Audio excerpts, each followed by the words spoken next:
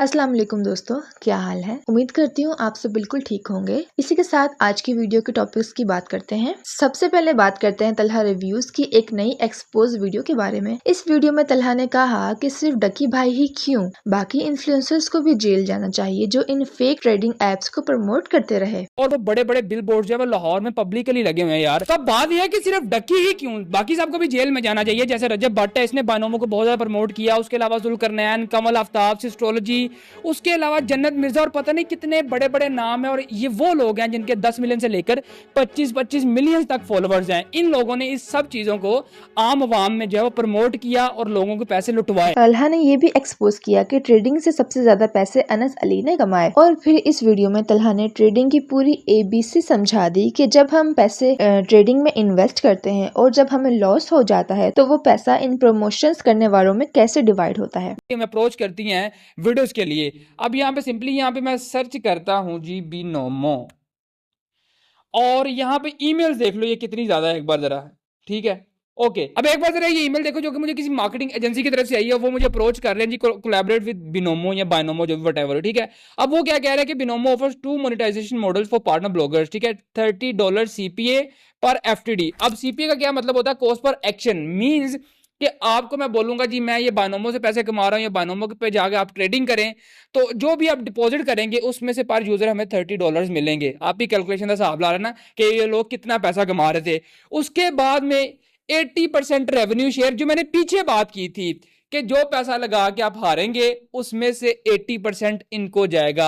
अब किसी को 50% ऑफर होता है, किसी को 60, किसी को 80, और समझ आंदी भी कि नहीं आंदी भी। वीडियो का छोटा सा पार्ट ही आपके साथ शेयर किया है। फुल वीडियो का लिंक डिस्क्रिप्शन बॉक्स में से आप ले सकते हो। अब बात करते हैं एस्ट्रोलॉजी के बारे में। रिसेंटली सोशल मीडिया पर वायरल हुआ कि उनके घर रेड हुआ है, लेकिन असल में ऐसा कुछ भी नहीं था। इकरा कंवल और अरीब परवेज ने अपने व्लॉग में कामली एक्सप्लेन किया कि ये सब सिर्फ अफवाह थी, ऐसा कुछ भी नहीं हुआ था। यहाँ पे लोग हमारे हमें एक्सपोज कर रहे हैं, यहाँ पे न्यूज़ें चल रही हैं, आप इजी होकर बैठे हुए हैं। कोई कह रहा है रेड हो गई, कोई कह रहा है एक्सपोजिंग एस्ट्रोलॉजी। हाँ, वो सोशल मीडिया टेंशन लेनी है। 400 वीडियो में मुझे लोगों ने इतनी वीडियोस पापा जी, इतनी वीडियोस। हमारा नाम लेकर हमें बुरा कहकर अगर किसी की रेटिंग बढ़ जाती है तो हमें कोई मसला नहीं है। यार इतना पॉजिटिव है, सिर्फ और सिर्फ फेक न्यूज। मैंने आपको हमने Q&A भी बताया कि न्यूज फेक ही चल रही है।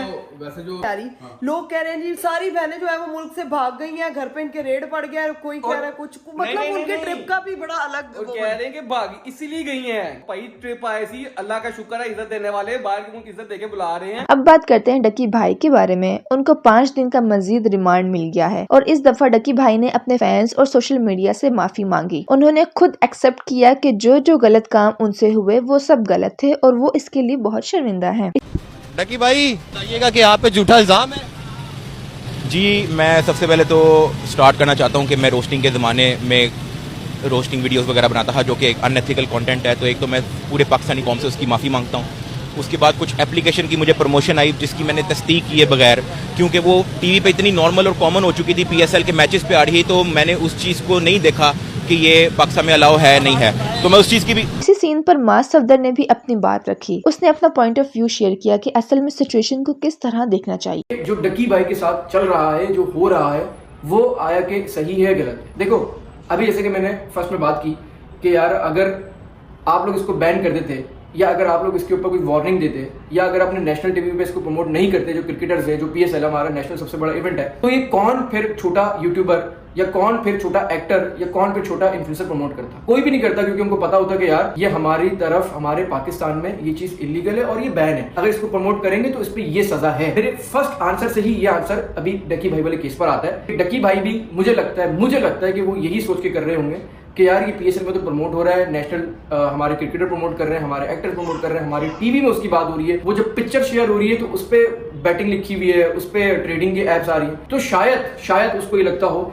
कि यार ये चीजें लीगल हैं, तभी उसने प्रमोट कर दी। अब बात करते हैं बदला ब्रदर की स्टोरी के बारे में। डकी भाई की सिचुएशन पर बदला ब्रदर ने एक स्टोरी लगाई और कहा कि जो डकी भाई के साथ हो रहा है वो उसके अपने कर्मों का फल है, क्योंकि एक वक्त ऐसा भी था जब डकी ने अपने पैसों के जोर पर बदला ब्रदर को जेल भिजवाया था, और अगर उस वक्त डकी भाई ऐसा ना करता या बदला ब्रदर से माफी मांग लेता तो शायद आज जो ये सब हो रहा है ऐसा कुछ भी ना होता। ये सारी बातें बदला ब्रदर्स ने अपनी स्टोरी में मेंशन की हैं। आप लोग वीडियो को स्टॉप करके बदला ब्रदर की स्टोरी को रीड कर सकते हो। अब बात करते हैं बुशरा अंसारी के बारे में। उन्होंने एक वीडियो शेयर किया जिसमें साफ नजर आ रहा है कि वो इनडायरेक्टली रूबी अनम को रिप्लाई कर रही हैं, क्योंकि कुछ दिन पहले एक पॉडकास्ट में रूबी अनम ने बुशरा अंसारी के बारे में काफी हार्श बातें कही थी। अब बुशरा अंसारी ने इस पर क्या जवाब दिया आप लोग इस वीडियो में देख सकते हो। मैं सोच रही थी कि लोग समेत मैं भी कभी गलती से कुछ कह जाती हूँ जो कि मुझे बाद में अफसोस होता है कि मैंने क्यों कहा। मगर मुझे ये पता है कि मैं बहुत ज़्यादा नामुनासिब ज़ुबान नहीं इस्तेमाल करती, बहुत ज़्यादा घटिया लफ्ज़ नहीं इस्तेमाल करती। मेरा ख्याल तो ये मैं शायद मजाक में कभी कुछ कह देती हूँ जो कि कभी कभार बुरा भी लग सकता है, और फिर मुझे बहुत फिक्र होती है और मुझे घबराहट होती है। मैं फटाफट कहती हूँ हाय अल्लाह, इसको बुरा तो नहीं लगा, हाय अल्लाह सॉरी सॉरी सॉरी, है ना। मैं देख रही होती हूँ कि जो जैसे लोग पॉडकास्टों में या इंटरव्यूज़ में या जो भी अपने चैनल्स पे बातें कर रहे होते हैं, किसी के बारे में तबसरे कर रहे होते हैं, उनका नाम लेके छेड़े होते हैं, उनकी काम को बुरी तरह डिस्कस करते हैं, उनके कपड़ों को, उनकी एज को, उनके हुलिये को, उनकी पर्सनल चीज़ों को, तो बड़ा अजीब लगता है कि अब बात करते हैं डॉक्टर अफान कैसर और अलीना आमिर के बारे में। और इस पर हम पहले भी बात कर चुके हैं कि डॉक्टर अफान ने अलीना के ऊपर वीडियो बनाई और कहा कि अलीना को इस तरह से यंग यूथ को खराब नहीं करना चाहिए, यानी कि इस तरह से टिकटॉक बनाना और इस तरह से, क्योंकि काफी लड़कियां अलीना को फॉलो करती हैं। इस पर अलीना ने भी रिप्लाई किया था। तो इसी कंट्रोवर्सी के ऊपर बात करते हैं। रिसेंटली अलीना ने एक पोस्ट शेयर की जिसमें उसने क्लेम किया कि डॉक्टर अफान ने बिना परमिशन उसका नाम यूज करके उसे डीफेम किया। सिर्फ इतना ही नहीं बल्कि उन्होंने अलग अलग प्लेटफॉर्म्स पर वीडियो शेयर करके अलीना को क्रिटिसाइज भी किया था। तो बड़ी अफसोस के साथ मुझे दोबारा इस टॉपिक पे ना चाहते हुए बात करनी पड़ी है। Doctor Afan has used like 6 videos of mine on different platforms, TikTok, Instagram, Facebook, without my consent. उन्होंने जाकर मुझे पॉडकास्ट में हर जगह सोशल मीडिया पे उन्होंने मेरी कैरेक्टर एसिनेशन की, उन्होंने मुझे डिसरिस्पेक्ट किया, उन्होंने मुझे डिफेम किया, and he has instigated the people to life threaten me. ठीक है, मेरे पास प्रॉपर एविडेंस है उनकी पोस्ट के नीचे जो कमेंट्स मैंने देखे हैं। ठीक है, और लोगों को जिस तरह उन्होंने प्रोवोक किया है कि वो मुझे लाइफ थ्रेटन करें। ठीक है, so this is clearly cyber bullying and it's a cyber crime. और इन्होंने बोला कि मेरी सरसराहट खत्म हो जाएगी, इनकी डिग्री खत्म नहीं होगी। तो क्या इनकी डिग्री ने इनको ये नहीं बताया कि ये जो कर रहे हैं it's against the law of Pakistan?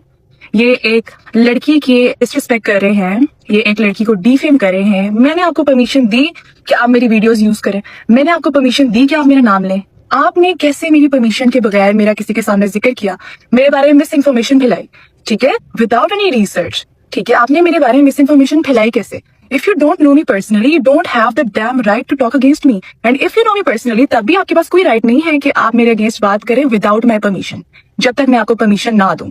ठीक है, तो आपने जो इतनी डिग्री हासिल की है, एटलीस्ट मेरी डिग्री ने मुझे ये सिखाया है कि क्या लॉ है पाकिस्तान का और किस तरह वुमेन राइट्स प्रोटेक्ट किए जाते हैं। अलीना की इस वीडियो पर डॉक्टर अफान ने एक रिप्लाई वीडियो शेयर की जिसमें उन्होंने कहा कि उन्होंने किसी को क्रिटिसाइज नहीं किया, बस वही बात बताई जो उनके नजदीक हकीकत थी। डॉक्टर अफान ने ये भी मेंशन किया कि अलीना उनके लिए सो कॉल्ड अफान जैसे लफ्ज यूज कर चुकी है, जो कि गलत। बाकी डॉक्टर अफान ने क्या कहा आप लोग इस वीडियो में देख सकते हैं। ये मेरी इस टॉपिक पर आखिरी वीडियो है और मैं फिर मुखातिब हूं अलीना आमिर से।